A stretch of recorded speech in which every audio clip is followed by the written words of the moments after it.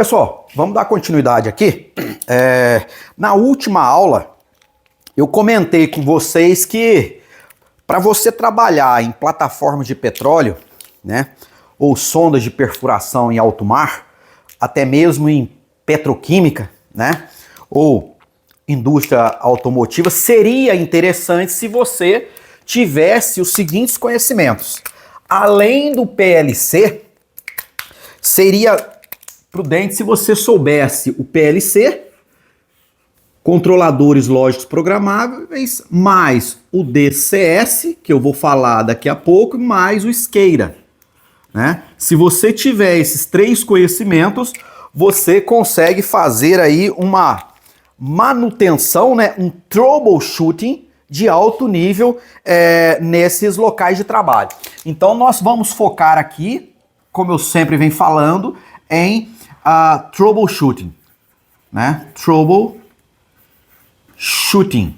O que é troubleshooting? É solução de problemas. Nós não vamos trabalhar com programação de PLC. Nós vamos conectar o nosso notebook, né? Por exemplo, aqui na CPU, se for em PLC, e vamos dar manutenção. Vamos fazer diagnósticos de falhas para resolver o problema. Pois bem, imagina agora o seguinte cenário.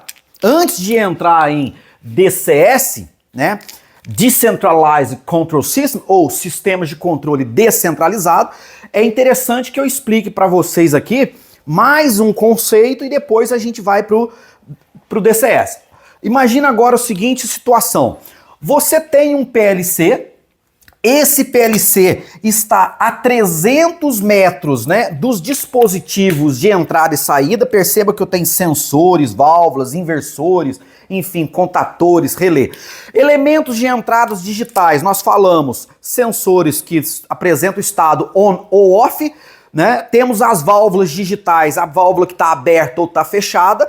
Os sensores analógicos poderiam ser temperatura, pressão, vazão, que é os transmissores de vazão, e por aí vai, né? O que é uma grandeza digital nós aprendemos, já apresenta dois estados, 0 ou 1, ligado ou desligado. Lembra? Agora, as grandezas analógicas, pessoal, não sei se eu comentei, elas variam de 0, né, a 100%. Imagina que você tem aqui, ó, um range, né, uma temperatura de 0 a 100%, ou sei lá, 0 graus, estou chutando aqui, a 1000 graus. Perceba que aqui dentro desses valores existem infinitos valores, né? Então o transmissor de temperatura está mandando sinais padrões para automação. Quais são os sinais analógicos padrão?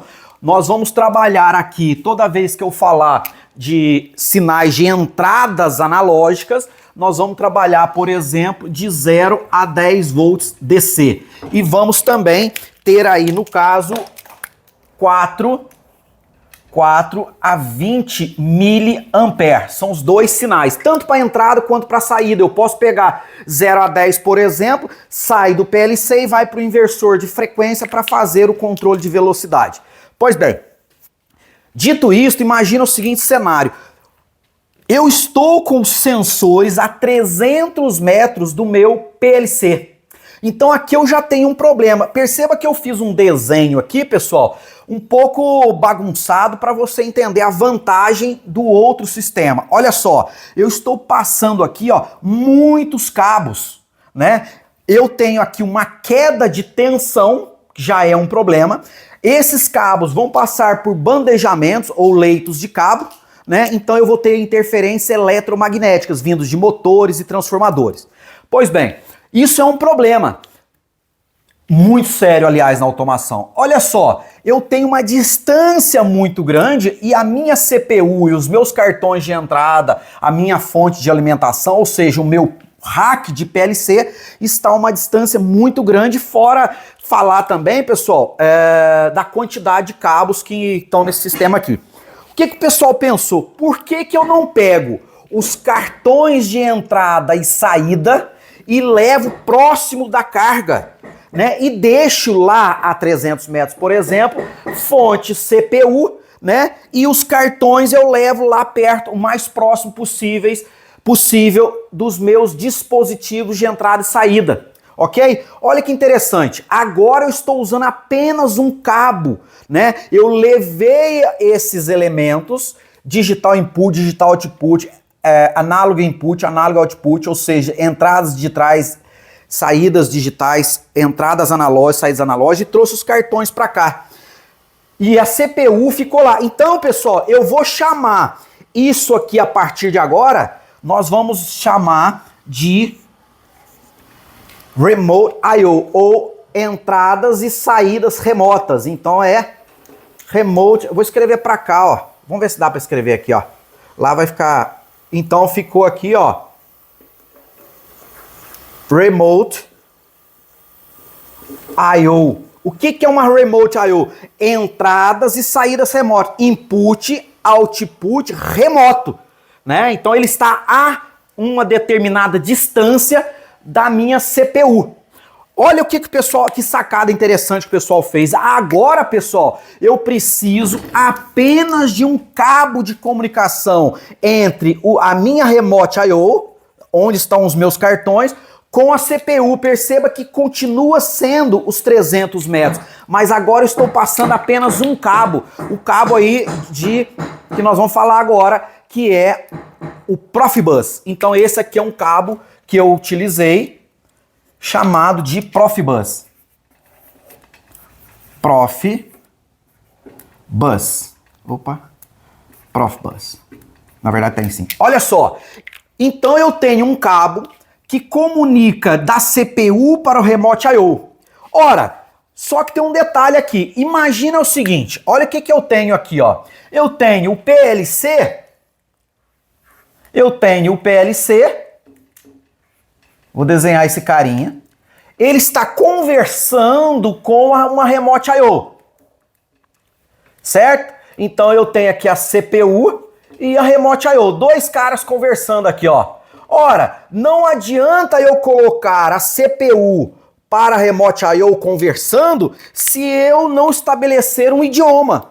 Vamos pensar assim, ó, a CPU conversa de um idioma, a Remote I/O conversa no outro idioma, ninguém vai entender ninguém. Então, pessoal, eles precisam se comunicar de tal forma que eles se entendam, né, no mesmo idioma. Ok? Para isso foi criado que os protocolos de comunicação. Então eles precisam conversar e no mesmo idioma. Alguns protocolos de comunicação são eles, por exemplo, o Profibus. Profibus tá aqui, é um único cabo.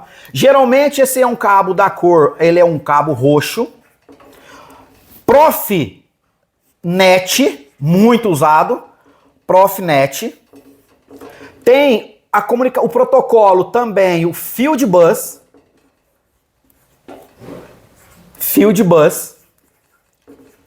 Tem também o Modbus, vou colocar ele aqui, ó.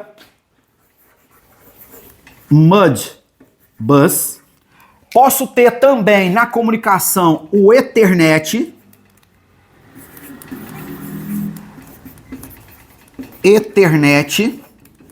Né, o protocolo aí, o Ethernet IP no caso, com endereçamento. Posso ter também um que o pessoal usa também, muitos para servomotores, o CAN Open. Posso ter o DeviceNet. Ó, então eu tenho para comunicação entre uma CPU com a sua Remote I/O, eu posso ter vários protocolos de comunicação. Como eu disse, eu preciso estabelecer um idioma de comunicação entre eles. Eles precisam conversar e no mesmo idioma, perfeito? Então eu defini que pode ser Profibus, Profinet, Fieldbus, DeviceNet, pode ser Modbus, Ethernet, CAN Open. Então, pessoal, para que a gente trabalhe com DCS, nós vamos precisar de todos esses protocolos de comunicação, porque cada um está numa camada da automação, na pirâmide da automação. Bom, dito isto, vamos dar continuidade. Olha só, eu resolvi esse problema, né? Eu trouxe uma Remote I/O para os próximos dos meus dispositivos, mantive a CPU a 300 metros aqui nesse exemplo e usei um único cabinho para comunicar. Então eles vão comunicar nesses protocolos e vão conversar a nível de bit, sei lá, zeros e uns, por exemplo, beleza? Ora, tem um problema aqui. Vamos imaginar que você está numa refinaria de petróleo ou numa plataforma em alto mar. Esse cabo aqui, ele se rompe. Eu tenho um grande problema, porque eu perdi toda a comunicação com a minha Remote I/O. Agora eu não tenho, o sistema parou de funcionar. Nós vamos aprender então o seguinte, o que o pessoal faz? Eles começam, principalmente nessas áreas, pessoal, que eu estou citando, eles fazem isso aqui, ó. Eles fazem o que nós chamamos de redundâncias. Colocam tudo dobrado. Por exemplo, 2 cabos de comunicação. Eles vêm aqui, ó, colocam aqui do lado, ó, eu vou desenhar. Eles colocam aqui, ó, um outro PLC. Eu tenho a Power Supply, que é a fonte de alimentação, CPU. Eles interligam esses 2 caras aqui. Ó, olha só que interessante. E às vezes eu tenho redundância também na Remote I/O. Ó. Então, pessoal, o sistema DCS escada também, ele muitas das vezes você vai ver numa refinaria ou numa plataforma de petróleo o que nós chamamos de redundância.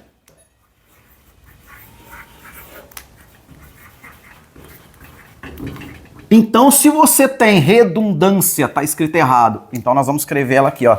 Redundância. Redundância. Ora, o que é a redundância? É eu colocar todos esses equipamentos aqui em 2 vezes. 2 CPU, Remote I/O, 2 cabos, 2 computadores que nós vamos ver para fazer manutenção, que é a parte de engenharia. Ora só que aqui, pessoal, esse aqui é um exemplo ainda de PLC, ok? Não entramos em DCS, mas no DCS você vai ver muitas redundâncias, ok? É isso aí, pessoal, vamos para a próxima aula. Esse é o básico, então nós aprendemos nessa aula que eu retiro os cartões de uma CPU, levo o mais próximo possível dos dispositivos de entrada e saída, transmito com apenas um cabo, eu posso colocar 2 também para fazer a redundância, né? Vamos trabalhar com sinais padrões analógicos 0 a 10 e 4 a 20 mA e, principalmente para essa aula, você deve ter o conhecimento sobre os protocolos, para eles conversarem, né? E no mesmo idioma. Vamos pensar assim, é o Profibus, Profinet, Fieldbus e por aí vai.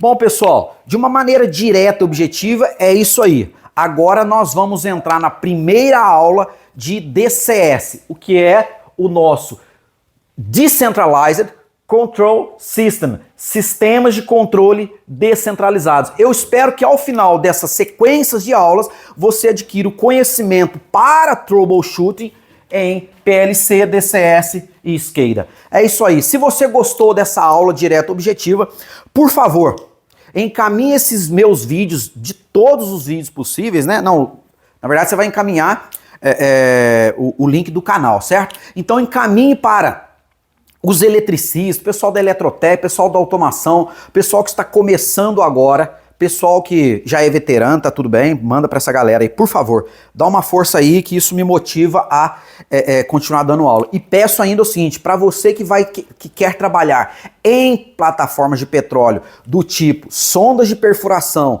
e FPSO, por exemplo, eu vou dar uma sequência aqui de 40 a 50 equipamentos mais utilizados em plataformas, ok? Começamos com PLC, que é o principal deles, o PLC, o DCS e o SCADA, ok? E depois nós vamos entrar nos equipamentos propriamente dito. É isso aí, pessoal. Seja bem-vindo no nosso canal. Até a próxima aula.